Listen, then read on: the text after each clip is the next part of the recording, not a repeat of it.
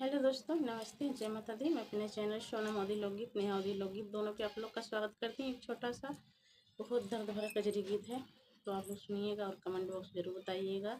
माँ बेटी के, तो जिस बेटी के माँ नहीं होती हैं, तो हमारे गाने के माध्यम से आप लोग सुनिए और फुलवाच करिएगा। कमेंट बॉक्स में अपनी राय ज़रूर दीजिएगा। तो चलिए मैं सुनाती हूँ, आप लोग सुनिए। ससुरे में रोई बिना माई कई बेटियावा के लिए हमारी खबरिया ना। ससुरे में रोई बिना माई के बेटियावा के लिए हमारी खबरिया ना। बापाई हमारे वही दिन ही बिसरी गए, बापाई हमारे वही दिन ही बिसरी गए। जब लाए मैं महतरियाना,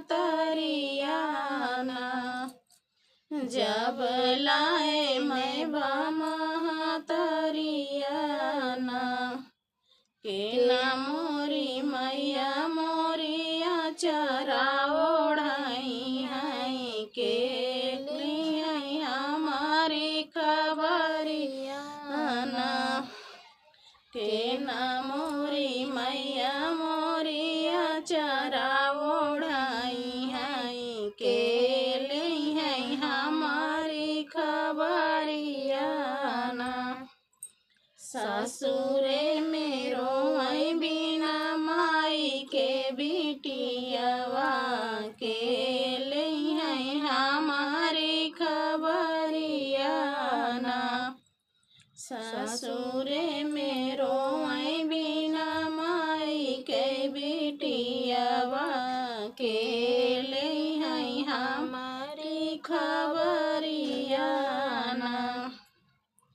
चाचा हमारे वही दिन ही बिसरी गए, चाचा हमारे वही दिन ही बिसरी गए। जब चाची भाई है लगवाना, जब चाची भाई है लगवाना के न करई मारी मैया बेटया कवरिया के ले खबर हमारी ना। के न करई मारी मैया बेटया कवरिया के ले सुदिया हमारी ना। ससुरे में रोई बिना माई के बिटियावा के लिए खबर हमारी ना। ससुरे में रोई बिना माई के बिटियावा के लिए हमारी खबरिया ना।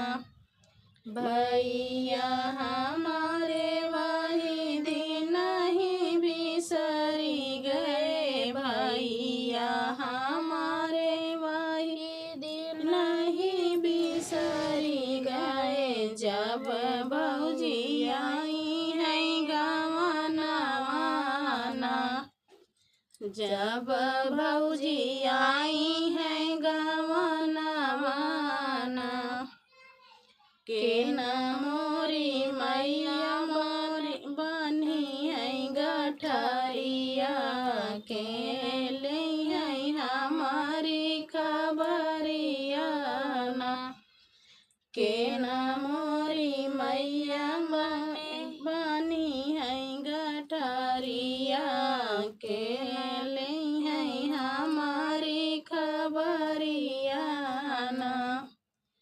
ससुरे में रोई बिना माई के बिटियावा के लिए हमारी खबरिया ना। ससुरे